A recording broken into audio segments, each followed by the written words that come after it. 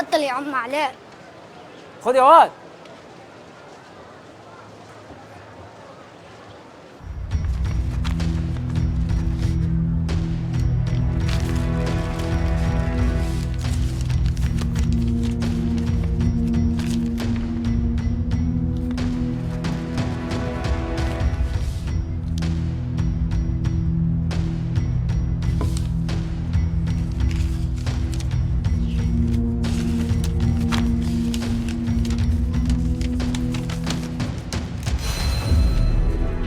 علاء والد الكبير، أنا عبد الحاج جارك وحبيبك وحبيب أبوك.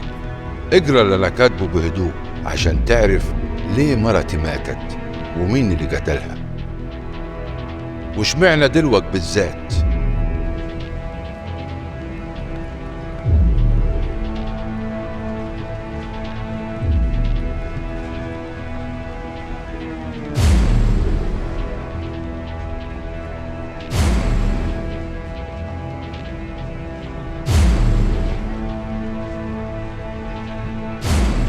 لما تفتح المحمول وتبص في الفيديو اللي فيه هتفهم كل حاجة وهتشك في صوابعك نفسها، مش بس في مرتك ولا أصلك. شوف كل حاجة وفي الآخر الجلجولة.